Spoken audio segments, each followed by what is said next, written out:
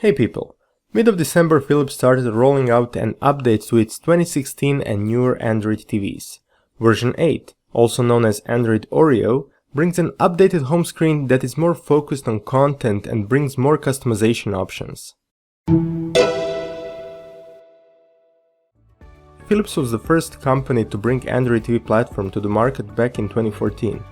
First TVs were based on version 4, and in 2015 version 5 arrived with an updated interface that was kept through versions 6 and 7. Version 8 is the first major update, and I was quite excited to try it out. I tested Android Oreo on Philips TV from 2016, model 65PUS7601, which got the update over the internet. My first impressions were positive. That's because new layout is focused on bringing content from different services to the main menu, which is something people who mostly use TV to watch content from video-on-demand apps will appreciate. The new layout is organized in different channels that you can add or remove as you like. Only the top two lines are fixed. The first one contains buttons for voice and text search, inputs, settings, and the current time. Below is the row with installed apps that you can arrange as you want. The home menu can end right here, but if you press the Customize Channels button, you can add more content. First one is Play Next, which is similar to the recommendation channel on the previous Android TV versions. Here you can select from which services you want recommended content to appear. Unfortunately, for some reason, I wasn't able to see it on the home menu. Next are the channels from different services which will display the actual content.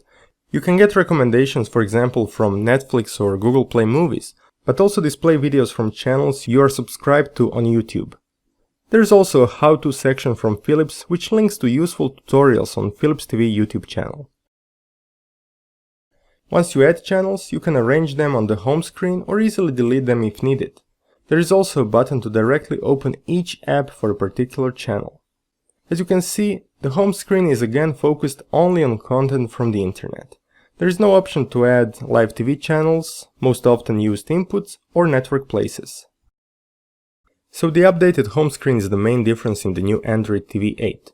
Practically all other menus look the same as before, and the interface is still in Full HD that is upscaled to the Ultra HD resolution. Now let me talk about the actual performance. Unfortunately, this is the area where I was not so impressed, and I will tell you why. First, TV needs about 14 seconds to load from standby, which is much slower than the best smart TV platforms on the market. But this is not the biggest complaint I have. For me, the most frustrating issue is stuttering of video and audio in many video-on-demand apps. The best example is Amazon Prime Video app. Regardless of resolution, you won't be able to get smooth playback there. I noticed sound popping and picture skipping in Grand Tour in Ultra HD HDR, as well as in, for example, Back to the Future in Full HD. If you open Settings menu during playback, this will also cause issues in audio and video, so definitely further optimization is needed here. YouTube was better in this aspect, but it also jumps frames now and then during Ultra HD playback. It doesn't support HDR, and videos in 50 or 60 frames per second are limited to 25 or 30 FPS. Similar to YouTube, playback of 4K videos through the Vimeo app was also not without frequent stuttering, and some videos were displayed as weird stripes. Take a look.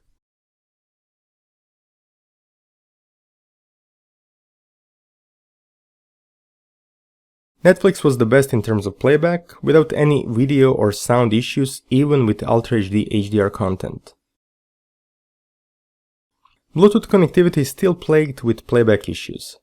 As soon as you connect Bluetooth audio device, the picture will start skipping and sound will be popping and skipping as well. In addition, the sound will be out of sync.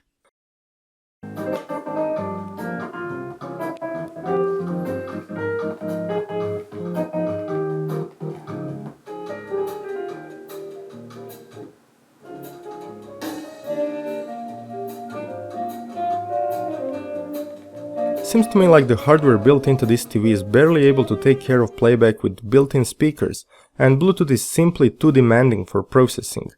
That's really disappointing. Finally, I don't like the fact that multitasking still doesn't exist on new Android TVs. For example, you cannot listen to music from USB or network while browsing menus, Or have YouTube playback while watching live TV. Once you open the home menu, everything will stop, and for the most apps, you won't be able to quickly get back and continue watching whatever you were watching. You will need to open the app again and search for the content.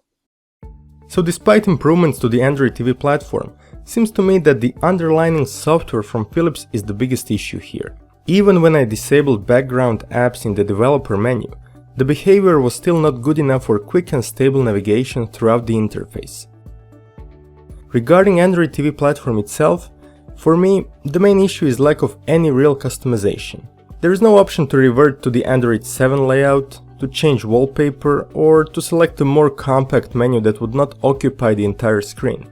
I think that Google should take a look at how LG, Samsung or Panasonic are designing their home screens, and then add some googliness to make something really good. And that's it for this video, thanks for watching. Let me know what is your experience with the new Android TV 8 and which improvements would you like to see. Till next video, goodbye!